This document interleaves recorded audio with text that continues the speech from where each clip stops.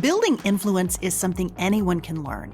It's an investment you can make in yourself, and it can hold the keys to achieving your dreams and having the life and impact you want to have. I'm Laura Cox Kaplan.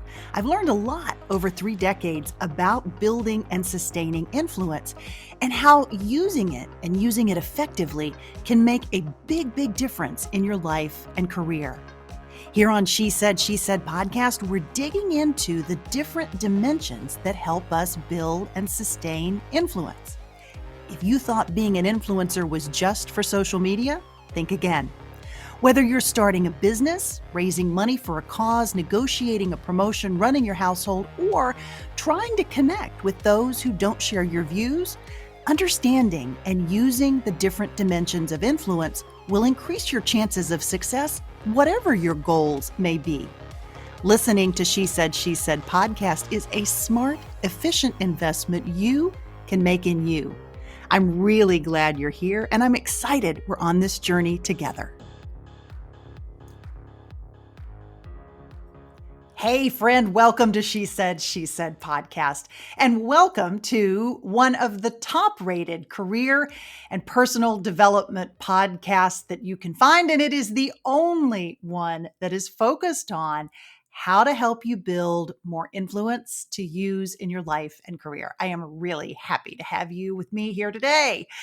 Now, today, we're going to tackle one tool that you might consider for building both your brand and your thought leadership, both of which are absolutely essential elements for really building your influence in a meaningful way. Have you ever considered writing a book? Maybe a book to showcase an area of expertise, an area in which you are an expert. Or maybe you've seen colleagues have success with such efforts, and you think to yourself, gosh, I wonder if maybe I should do that. Well, this week's ENCORE episode, it's episode 251, will give you so much great perspective on this topic. Robin Colucci is my guest. She is a journalist turned freelance writer and author turned book coach and entrepreneur. Her specialty is actually helping experts, like you potentially, to write books that showcase their expertise and that help them build their influence. Now, friend, Robin and I originally recorded this conversation back in 2020. And back then, we also worked together to begin the process of thinking about how I might take all of the incredible She Said podcast content and compile that into a book. Now, that is still a work in progress, which is one of the reasons why I am taking some time off this summer to really continue to think through that. But I found Robin's advice and coaching incredibly helpful, both in the conversation that we had and then also in working with her. And specifically, the strategies that she outlines for some of the first things that you should really do before you even sit down with your pen to write. Now, there's a few other things that I want to draw your attention to before we jump into the conversation. And these are some topics that really resonated with me, and I think will you too. The first is why Robin recommends a process of actually validating the book idea and how doing that can actually better support your business goals. It's a really fundamental piece of the coaching that she offers. We talk about how understanding your why is so important for the book writing process. Now, obviously, understanding your why is an important question for so many aspects of your life, not just for writing books, but it stands to reason that it would be important in the book writing process as well. Robin and I also talk about why she says writing a book is not for everyone and how you can actually get clear on that question. And she gives great advice for how you can make that decision for yourself. We talk about some of the specific ways that a book can be helpful to you once you decide that writing one is the path that you want to take. We talk about why Robin created and recommends a personality assessment quiz for would-be authors. I really loved this. I thought this was such a smart and thoughtful way to dig in and understand your own process as a potential author. We also talk about why, if you can't find a book that's similar to the one that you want to write, it doesn't necessarily mean that there isn't a market for you. And Robin explains what she means by that. Now, because She Said podcast is focused on helping you to build influence, the other piece of this is how valuable going through the process of writing a book can be potentially for really digging into your story, digging into your thought leadership, and really beginning to articulate your views in a way that you might not previously have done. Robin also says something that I think is so illuminating on this topic toward the end of the episode. It's that you won't be the same person after you've written the book, because the journey and the process that you go through ultimately changes you, and it can help you find and really fine tune your voice. Now, as I've mentioned to you, friend, I am taking a bit of time off this summer, which is why you're hearing a few encore episodes. But I want to continue to share some of these because they're some of my favorites, and some of these experts and excerpts are incredibly valuable as you think about your influence strategy, your life and career, and the evolutions that you may be going through. I will be sharing more of those here on this podcast platform as well as on my social media. If you don't currently follow me on LinkedIn or Instagram, I hope that you will, because there is lots more related content that you will find there. As always, friend, I would love to know what you think, and I'd also love to hear any other topics that you would appreciate hearing from me about. So be sure to send those things my way. You will find contact links in the show notes for this episode, or you can hop on over to LinkedIn or Instagram and message me directly. You will find me at Laura Cox Kaplan with a K. You will also find more information about Robin Colucci and how to contact her in the show notes for this episode. Again, it's episode 251. So, with that, Robin, welcome to She Said, She Said. Thank you so much. I'm so thrilled to be here. Well, I'm delighted to have you and delighted to meet you. As I mentioned to you before we got started, I love your book. I ran across it a few months ago and really thought it had amazing advice and perspective. So, for the purposes of our audience, I'm sure there are a lot of people, women that are listening, who've thought, maybe I should write a book. Maybe this would be a good way to build my business or my brand. What is the most important thing that a person should do first if they're contemplating writing a book? Such a great question. I wish more people asked this question. It would save so much heartache down the road. The most important thing to do first is to validate the book idea. And when you're thinking about writing a book that grows your business, it's especially vital because it's really, you're investing your time, you're investing money that otherwise would go to other ventures and other strategies. And there's a couple of things that come to mind right away to be very aware of. One is, before you even contemplate writing a book, to just really get clear that the book should never become the main thing. So your business is the main thing. The book is a tool to support the main thing. Mm-hmm. So you want to be looking at the entire picture of writing a book through the lens of, how can I use this as a tool to support my business, to support my mission? Not, how can I write a book so that I can have a business? Or how can I write a book so that my business will somehow miraculously grow while I'm painting my numbers, in the backyard. Right. So, I mean, it really, you have to understand, it can't help you unless you use it. And so you want to be thinking first about the strategy. You want to be aware that you're going to have to think about the strategy of how you're going to use the book. Mm-hmm. Now, having said that, the process of validating the book idea really begins with you and asking some very specific questions about why you're writing this book. Some of the questions that you've come across in my book, right, that are very important to highlight. How do I want to be known? Mm-hmm. Right? You'll be known by your book.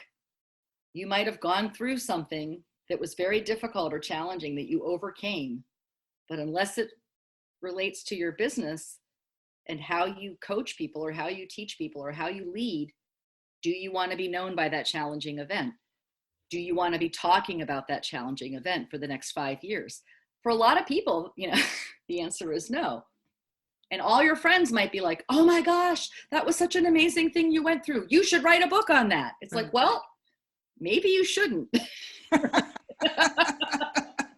I think that's a really interesting point, especially for someone who coaches people on how to write books. You're not necessarily taking the tact that everybody has a book in them. No, I actually am positive that everyone does not have a book in them. and that it's better if we only are writing books when we have a clear objective mm-hmm. of what do we want to say and who do we want to say it to. And that's the other thing about validating the book idea, is looking at who's going to read the book, why will they read the book, and they better be people that you want to bring into your business, right? Sure. That you want to work with. Because again, your book will attract, people reach out to me, not every day, but on a pretty consistent basis, that they've read my book and now they can't imagine working with anyone else. Okay. But you want to make sure that whatever you say in your book attracts the right people and repels the wrong ones. So you have to know who that person is and what they want. And is it something you want to give them? And then you have to look at, how is my message unique? Is it unique?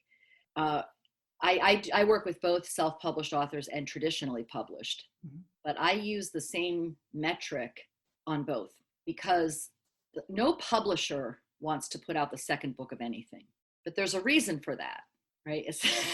And really self-publishers should adhere to the same standard, that you want to make sure that what you are putting out into the world, especially when your business is selling your expertise in some mm-hmm. way, which is usually what we're talking about here, then it has to stand out. You have to be very clearly different than your competition. And not just your competition of like who else is advertising on Facebook, but I mean, who's a New York Times bestseller in your field? Because when you find that special perspective, that special sauce, that unique point of view that you're bringing to your expertise that no one else has, and if they stuck you on a panel with 4 New York Times bestselling authors in your topic, but you could bring value to that conversation, you could be the one with the aha moment for everybody, that's a game changer. Mm-hmm. And it doesn't just change how good your book is, that will change how you show up in every single conversation you have. Yeah.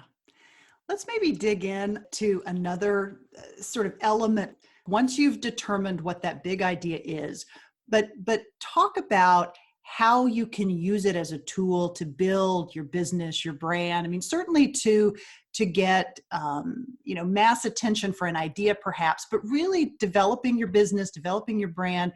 Talk about some of the ways that a book, once it's well crafted and thought through, how does it help a person? Well, it's such a great question. It's a big question. So I'll do my best to hit on some of the key points. I think, first of all, it's good to think about, how do you like to market your business? Because whatever it is that you know that you can count on yourself to do consistently, a book can probably help you do that. So one example would be, if you like to do speaking, there's all kinds of ways you can parlay your book into creating speaking opportunities, creating bulk sales. Mm-hmm. One strategy that I've coached several of my clients who work in the corporate space, for example, you can actually, if you're thinking, I want to get a contract with a corporation so I can come in and do some facilitating or whatever it is that they need. If you approach it like, I will come do a half-day seminar for your team for free if you buy 100 books. So what you're doing is you're putting 100 copies of your book at full price, at full cover price. So that's $2,000. And you could say it's an hour seminar. It doesn't matter. It just depends on, I'm just using examples. And you could say it's 500 books, it just depends on the size of the team, etc. But the idea is you're getting in there, you're getting books in hands, which means, there's ebooks are cool, but there's nothing like having your book sitting on someone's desk all day long. Sure. Right? There's nothing like having it in their house where they're going to walk past it and be, oh yeah, I remember that. That was a really cool presentation they did. Right. And so selling those hard copy books. And then you've also created an opportunity for yourself to demonstrate to the people who bought the books and brought you in, wow, that was an incredible half day. What else can we do with them? And then that can lead to the 5-figure and 6-figure coaching, consulting contracts that you could get at a corporation. So that's just one example. But and of course, if you have, sometimes I've helped people write books where their client is the CEO or the CFO of a company. And that's it. That's their client. That's it. They get that person, they're making, they get 10 of those a year, they're making $1 million a year or more. So in that case, maybe your strategy is to just get your book into the hands of a very carefully curated list and doing it in a very high level, tasteful manner that really gets you on their radar. And, maybe if you send out 100 books a year, you've just taken your business to 7 figures and you never sold one copy, right? So it's really about looking at, who do I need to reach? How many people do I need to get enrolled in my message in order to achieve my business goals? That might be one person, that might be 1,000 people, it might be 10,000 people, it might be 1 million people. But when you're clear on that, then you can really craft the book to be speaking into the right target. Yeah. So a person really needs to have real clarity on what they're trying to achieve from a business strategy standpoint before they even begin to embark on this, or maybe reach out to a person like you to say, hey, I really want to write a book. You're saying get real clarity on what's the business, what's the bigger objective that you're trying to achieve. Exactly. Like, they don't have to know the how, because I help them with the strategies. I help them see the opportunities, depending on what, but I think, yes, you need to know. And this is why I might be I can't say this, but I have never heard another book coach say, don't write a book. Yeah. And I say this often, even if it's don't write a book right now. And because something that I have a deep, deep concern about with this, I love that more people want to write books. I love that self-publishing is an option. But I do have one deep concern, which is, if somebody is just getting started as a coach or a consultant, or any kind of business owner, that would, usually it has to do with some subject matter expertise of some kind. Or let's say they've never done it before, but they just have a good feeling that they could help people. That's nothing wrong with that, but it's not time to write a book. The other is a corporate, I call them corporate refugees, where they've actually been doing the work for a number of years, but they've been doing it in a different context, not as a business owner. And so they really haven't typically developed some basic skills like selling their services. Yeah. And the concern that I have, and I've seen people do this, is that writing a book's a lot of work, and you will feel very productive while you're writing it. And you could easily tell yourself, I'm growing my business, I'm writing my book. But if you don't have a business yet, if you don't have clients yet, if you've never had the experience of saying, oh, I'm glad you're interested in my services, that will be $25,000. And somebody saying, oh, thank you, I will take that, or 10,000, or whatever it is you're charging.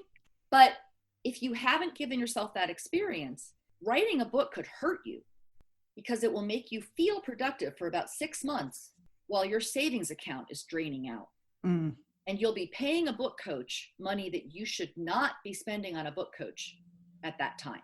And that's a real problem in the book coaching industry, that there are coaches who will allow that. I don't allow that. I don't accept those clients. into my private program. I do have a program where I can help them write a booklet where they can turn something around in 6 weeks to get an authority piece. And that's more appropriate for someone at that level. But, you really have to think about it seriously as this is a tool for my business. So where am I as a business owner? Mm-hmm. And then do what's appropriate for where you are. Don't skip steps. Yeah. So you provide some really clear steps. Once you've determined that this is what you should do, right? You provide a 5-step process essentially. And all of these steps are great. And some I think are more obvious than others. One that completely jumped out at me that I thought was absolutely brilliant is the idea of a personality assessment for yourself before you start the writing process so that you understand what kind of a writer and what kind of a worker you are. I mean, maybe you already know this, but talk about how you discovered this, sort of what this personality assessment means and how you came up with this idea. I think it's so smart. Yeah, I think I was talking with somebody because, some of it is parallel to some of the Myers-Briggs categories, like the methodical master. I mean, I think I rephrased it a little bit, but I started to think about what are the different personalities of some of the people I work with. And then I started thinking about the personality, like sort of just based on the books I've read, what would be some of the personalities of some of the authors. Because what I discovered is there are certain personalities that sort of lend themselves to a certain style of writing. Like a methodical master is naturally a systems builder, right? So they're naturally thinking sequentially and structurally. So obviously, if their topic has anything to do with like a way to teach it by steps, right? Step by step, how to kind of formula, then that would just slide very comfortably into their personality. While a spontaneous, creative type person, they're more like they have the vision board on the wall, and they've got Post-it notes everywhere, Right. And they think actually more holistically, right? So they're probably going to do better of like, here's a bunch of stuff you could do in any order. Just read what speaks to you, right? Because they have that kind of instinct. So an organized list, right? Where you're just like, here's the topic, and here's, like, I call it like the hub of the wheel. Here's the hub of the wheel, and here's 8 spokes around the wheel, and each one of those is a chapter or whatever. And then, there's the people, a lot of times people who are like more spiritually minded, or, those natural healer kind of types. You can have healers who are methodical, by the way, but the more metaphysical ones, a lot of times they like to tell stories, right? It's like that shamanic kind of. And so maybe they're more suited to writing a fable or something. And then you have those bloodhounds, the investigators, who want to dig in and figure out every, how something really works. And so I developed a quiz that you can take and figure out what your personality is. And of course, the town crier is the, get the news. Right. I'm going to be the first person to tell you this new point of view on how to look at an old problem. But what I really want to stress here, because I think that, so the purpose of the test was to show you what would be most comfortable and probably most accessible to you as a writer, just what would be natural to you. However, it doesn't mean you can't write in a methodical master. As a matter of fact, I have a client who's an engineer who I helped to write a business fable. This is a perfect example that there was nothing in his personality that lended itself to a fable. But I was able to coach him to write what I think came out to be a really good fable. It's a good read. I think it's a better read than some other famous business fables. I'll just leave it at that. But yeah, so I mean, he did a really good job. It just really helps give you a barometer of how much support you might need, and what will feel natural to you. Yeah, I think it's such a smart way because it really helps you kind of hone in on how you go about it. And it begins to demystify something that I think can be a very overwhelming prospect for a lot of people once they decide, yes, I really need this book. Let's dig into another of those steps in determining the concept. And when you're looking for comparables, you're looking across at other books that are similar to or sort of in the same genre as the book that you think you may want to write. What happens when you don't find a book like yours? Does that mean it's a horrible idea, or what does that mean? I am so glad you asked that question, because I recently had an epiphany. And, you know, one of the things that I love about my work is that I'm constantly learning.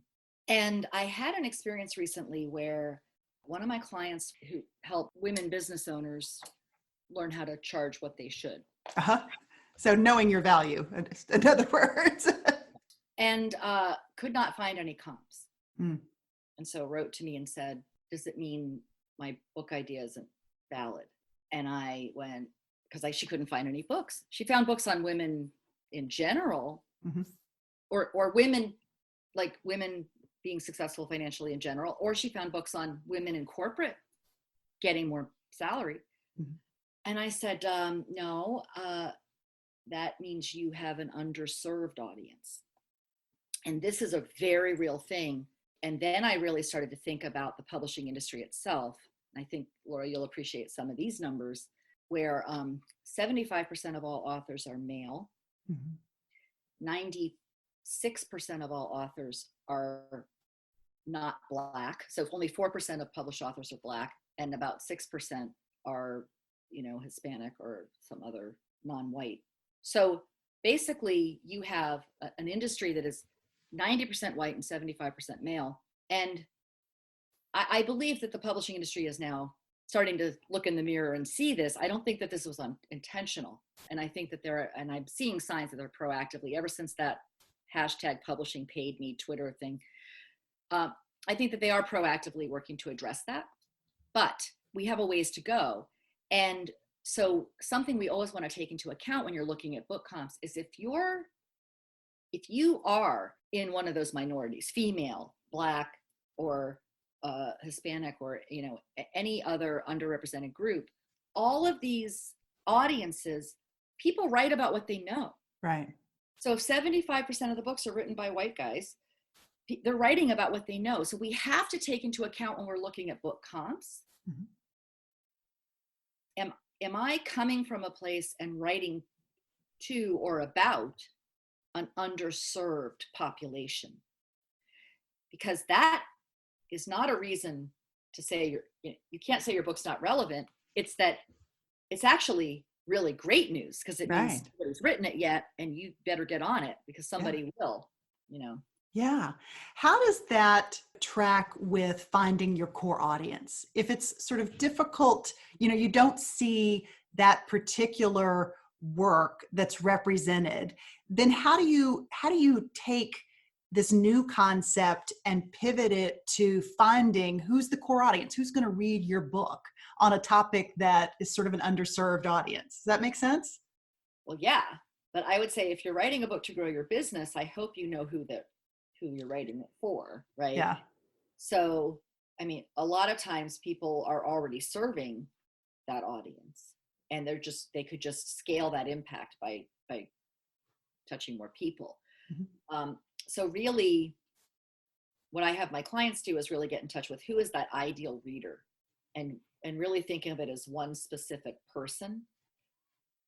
What I have found to be true is, and I know you've seen in my book, The Marketing Bullseye, what I found to be true is it's not even just like a patch of people. You could literally pinpoint one person, and it doesn't matter what their income level is or education level is, like whatever it is, if they'd be interested in your topic, it's not even so much about the demographics. It's about, I mean, obviously if it's for women learning to charge more, it has to probably be people who identify as female at least. Right? So, I mean, but your ideal reader will have the main things in common that they need to have in common, which is their values, what they care about, what keeps them up at night, how they feel about the problem that they have, and whether they're at the top of their game or just getting started, they'll have, your ideal reader will have those things in common. Like every single one of my clients, and probably everyone on my email list, I wouldn't be surprised, right, would say that one of their probably primary goal in life is to leave the world better than they found it. And everything else is after that. Money, fame, fortune, anything is after that. They have that in common. And I know that about them because I've seen it over, a couple of decades, right? And that doesn't change whether they're a Nobel Prize winning scientist or a brand new college grad. Everybody on my team has that value system as well. Mm-hmm. So if you can speak into whatever your topic is, if you're writing into the shared values, because there could be, like, just to use that example of the woman business owner, right? There could be somebody who has a 7-figure business who still isn't charging what the value is, and somebody just getting started who's not charging the value. But what's stopping them, I promise you, is similar. What's in the way is similar, because if they have the similar aspirations and the similar value set, they're probably also have some of this similar story that keeps them from doing what they should. They do. So it's just an interesting thing. So this is a very long way of saying, look at who's around you already and who you're speaking to, and then really get attuned to what's driving this person emotionally, because that is where the decisions get made. That's where somebody decides whether to buy your book or not. Yeah. It's an emotional decision. And that's also where they decide whether to hire you or not. It's an emotional decision that's justified with intellect. Like we've heard that, but it really is, it's very true. Yeah. And especially books, people get so emotional about their books. Of course. Well, you're putting your blood, sweat, and tears literally into this particular product, a lot like your business, right? Yeah. So it's a huge investment. About your book too. Yeah. You ever see like somebody like who can't find a book that they love? It's a big deal. Yeah, absolutely. You have a book on your shelf and it goes missing. It's a big deal, right? How does all of this, so as you talk about the value system, how does it relate to determining your why? Is it the same thing or is it different? Yeah, for like the why am I writing a book? Yeah. And I love that question because it's very funny, because every time I ask a client this question, they always answer the next question on the list, which is, what difference do you want to make in the world? Sure. So all of my clients don't see the difference. Yeah, and you said a minute ago, like leaving the world a better place. Okay, that's a nice why, but that's not what you mean in the book by determining your why. I always have to clarify it, because when I say, why are you writing the book? They're like, well, I want to see this change and this change so that the world's better. I mean, whatever it is, it's so the world's better for everybody. And then I'm like, okay, well, that's question 5, but okay. So what I'm saying with the why is really goes to, what objective, what personal and business objectives do you have? What selfish reasons are you writing this book? Because we know you have the vision of how you want to change the world and make everything better for everybody. But if you aren't clear on the selfish reasons, you're going to lose leverage on yourself. So, because it's really easy to be idealistic until the power's out and the kids are home from school all of a sudden, and you can't get rid of them because, well, actually COVID, we don't even need to, the power's out. Right. As soon as something happens, all that idealism about how I'm going to change the world goes out the window. So your personal, I should really call it, what's your personal selfish reasons for writing the book? Because that's where you get the leverage, right? So it's like, well, if you can see how the book is an intrinsic piece to your taking your business to the next level, or you're finally claiming the authority that people who don't know half what you know or have half the value to give are getting all the credit for, right? Whatever it is, I'm talking, this doesn't even have to be, this could be some petty crap. I mean, but you have to understand what's bugging you about not having the book in the world. Right? What really ticks you off when you see other people coming out with books and you're like, that's not even true. I love that. Well, you should be angry. But if you can really get in touch with that, that's where you get that leverage over yourself when you don't feel like writing. Right. That's a really great way to think about that. I love that. I really love that. Okay. Writing a book's hard. We've already covered that, but let's talk about some of the biggest obstacles, maybe the most common obstacle that you see once a person has gotten to the point where they've determined the why, they've determined the concept, they've figured out what kind of personality they have and how they should approach this. Still, it's a big lift. So what are some of the biggest obstacles that you see your clients bump into? I think the biggest obstacle of all is the lies that we tell ourselves about time. Okay. And what I mean by that is every single person that I work with is an incredibly busy person, a ridiculously busy person. And when we look at a book and we say, okay, let's say on average, this is going to be 60,000 words, right? That's about 250 pages. So there's two illusions. One is time and one is the old elephant, I got to eat the elephant in one bite. And they're connected because if we think, oh, I have 60,000 words to write and I don't have any time, you will be frozen indefinitely. So you have to remove the obstacle of the illusion that time is the problem. Mm-hmm. Time is never the problem. The problem is just that you haven't decided to write the book. And I'm borrowing this from one of my incredible business coaches, but it wasn't his original idea either, but it was not my original idea. But everybody gets the same 24 hours. And if you look at all the people who've managed to write books and you look at the rest of their lives, you're not going to tell me that they had more time than you do. Mm-hmm. So it's a decision. You decide, I'm going to write this book. And then if you're writing it yourself, or even if you have a ghostwriter, you still have to put some time in.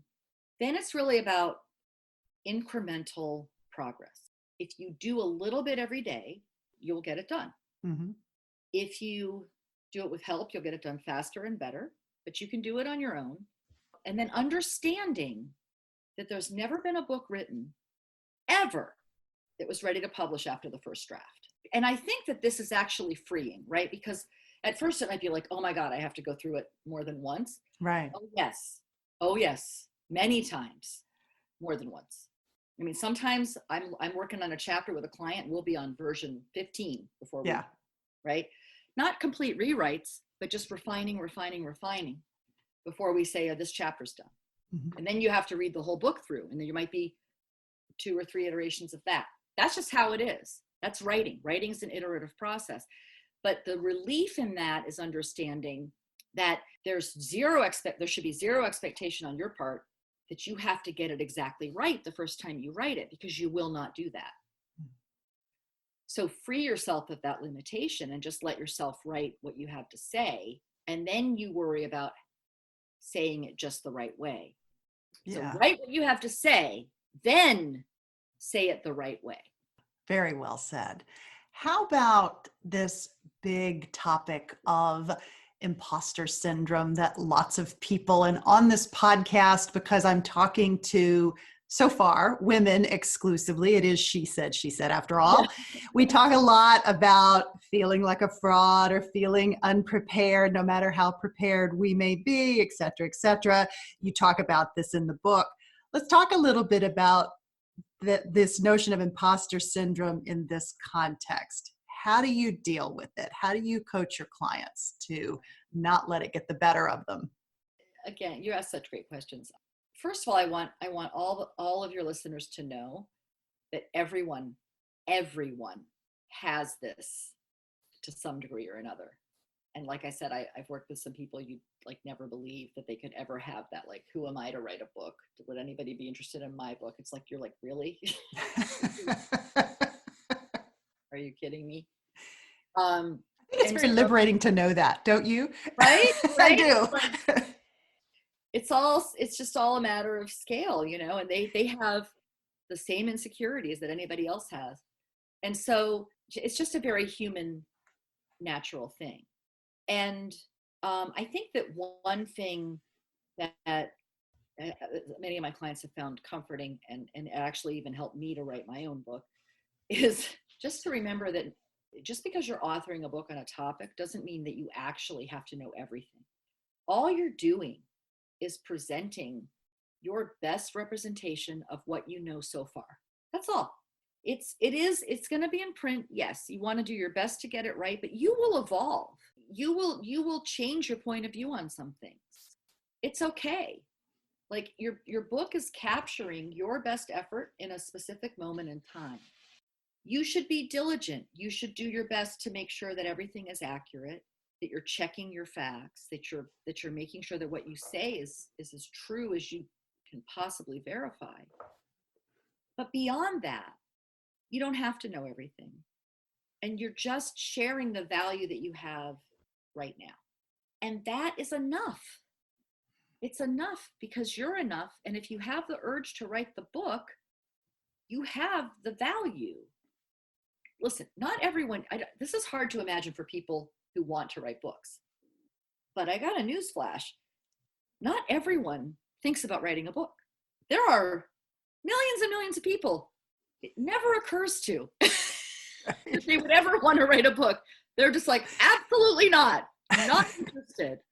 And so if you have that desire, I believe it's because you have something to say.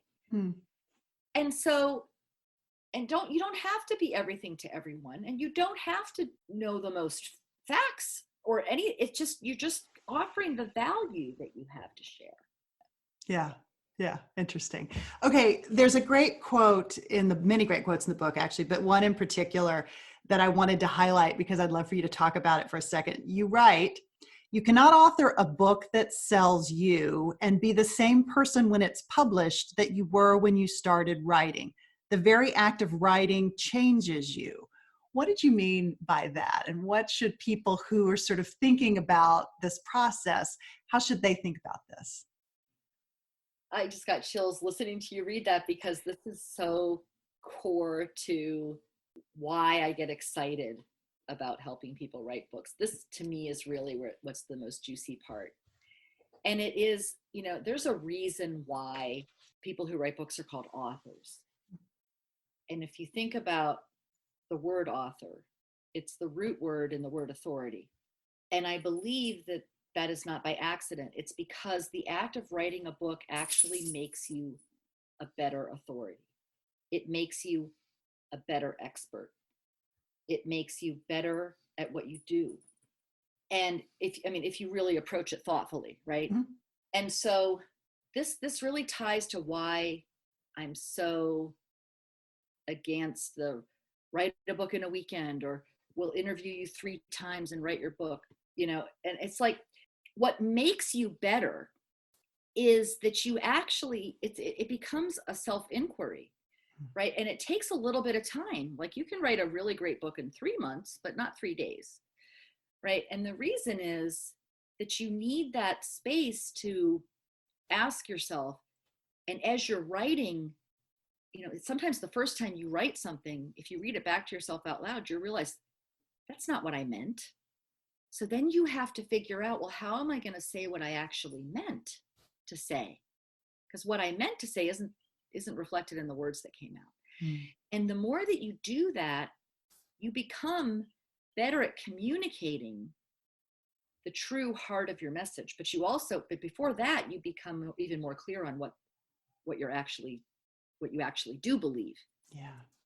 And it makes you a more well-rounded expert who has a deeper understanding of your own work. And that's what makes you the author. The end result of holding the book up in front of the room, look at me, I'm an author. That's equivalent to graduation. When you hold up your diploma and you go, "Well, I graduated." The book is the diploma.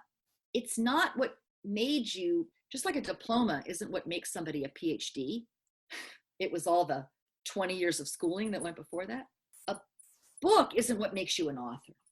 What makes you an author is the process of writing the book. And the book is only evidence that you went through that process. I love that. That's amazing. That's really amazing. It gets to this notion of continuous growth and learning and evolution and potentially pivoting. Okay, Robin, one final question that I ask everyone, well, even though I have many, many more, as I said, but we're gonna close it down here. I ask everybody for a single piece of advice, a life hack, or a mantra. Maybe it's something that you wish you had known when you were just starting out, or maybe it's a piece of advice that you give every person who walks in your door and says, I really think I want to write a book. What would it be? A book, okay. Well, the first thing that came to mind is something that's become my mantra for 2020, because I'm sure I'm not the only one who's seen firsthand a lot of dreams shattered. I found myself saying this over and over again, and it still comes up, is that the key to delight is the ability to adjust expectations to match reality. Mm. And what I mean by this is not to not set goals or to lower your bar or anything like that. But what it means is, to me, it's about being able to accept and be present with what is, and to find the joy that's there. And I think, and to be able to appreciate what you have. And I think this really plays out in whether you have to adjust expectations with your clients, with yourself, with your business, with your children, whatever it is. And even with your publishing goals, right? Like, just getting really clear, like, you know what, I'd love to have a New York Times bestseller and a traditional book deal, but frankly, I'm not willing to do what it takes. If you can just get clear about that, mm-hmm. and adjust your expectation to match that, and celebrate, but I want to self-publish, and I want to make sure that my 10 best clients get my book, and then that's all I need to do. Okay. Celebrate it. Don't hold these expectations that are just not a match for the reality, mm-hmm. of what is. And so the key to delight is the ability to adjust expectations to match reality, would be my mantra. I love that. That's a perfect place to end. This was just delightful. I really, really loved it so much. It was a pleasure to meet you. You too, Laura. Thank you so much for having me. Hey friend, are you ready to write that book now that you've heard Robin's advice? I would love to hear what you thought of this episode, and also any plans that you might have for crafting a book of your own.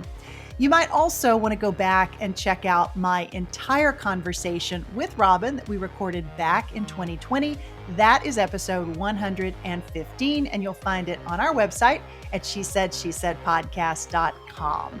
Until next time, friend, thanks so much for listening, and I'll talk to you again real soon. She Said Podcast is a weekly production of She Said Media.